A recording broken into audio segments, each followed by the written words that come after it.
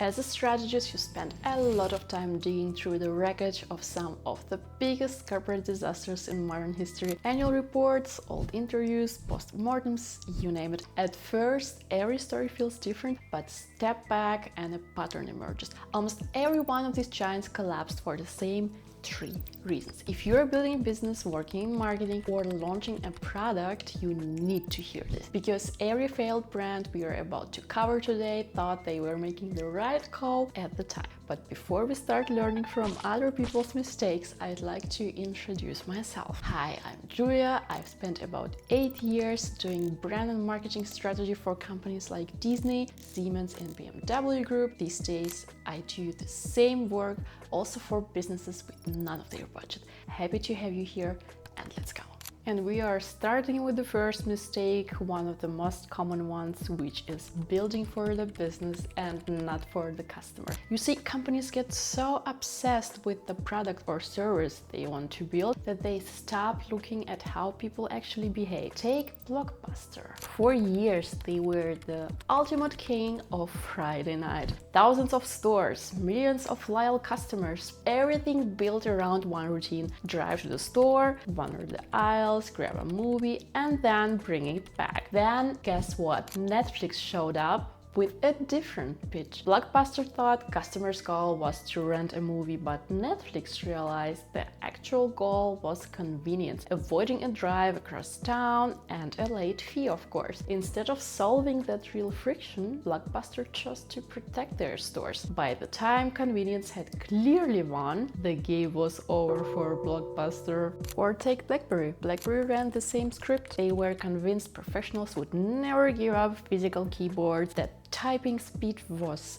everything. But customers didn't want a faster typewriter. They wanted a portal to the digital world. Touch screens and apps redefined what a phone could be. BlackBerry kept perfecting yesterday's favorite feature, while Apple built tomorrow's experience. And you see, both fell into the same trap. They stopped listening to the customer and started listening to their own assumptions, or maybe ambitions. The market doesn't reward the product that makes sense in a conference room, only the one that fits naturally into people's lives. The next common mistake is forgetting what people are really buying. Average companies think they sell products, but in reality, great brands know they sell something different. They sell identity. And in case you neglect this fact, you get the new Coke. In the 80s, Coca-Cola was losing ground to Pepsi, so they developed a sweeter formula. Blind taste tests loved it. On a spreadsheet, changing the formula was a no-brainer. But Coke wasn't just a beverage anymore. It was a piece of American culture, childhood, backyard barbecues, decades of nostalgia. Their research measured taste buds, but never the emotional attachment. When the new Coke launched, the backlash was instant. People felt like a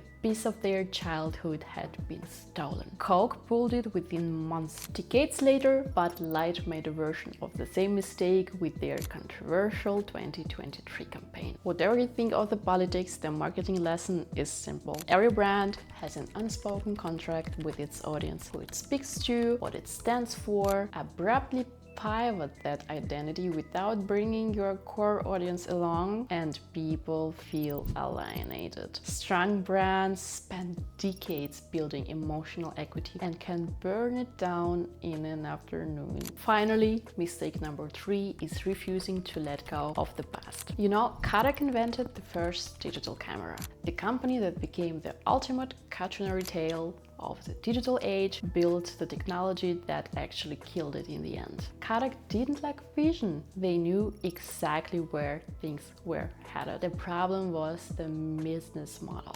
Billions came from high-margin film and paper, and digital cameras needed neither. So instead of leading the revolution, they buried it to protect the cash cow, choosing the profitable present over the inevitable future. Yahoo tells a similar story. Around 25 years ago, they were the ultimate king of the internet, with the traffic and the money to own the future, including chances to buy a tiny startup called Google for the relative pittance. Instead, Yahoo tried to be everything at once: news, finance, email, shopping. While Yahoo built a digital amusement park, Google focused on doing one thing exceptionally well: search. Companies are rarely blindsided, they almost always see change coming. What they lack is the courage to walk away from the model currently paying their bills. The old way keeps working just long enough to convince you that you don't need to change. So here's the thing about every company we just covered: none of them thought they were being foolish.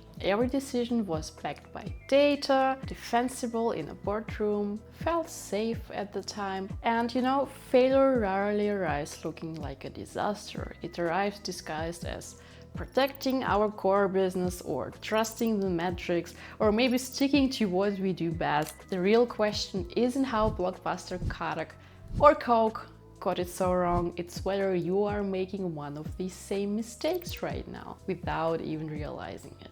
So if you want more of these stories, hit the subscribe button and I'll see you around.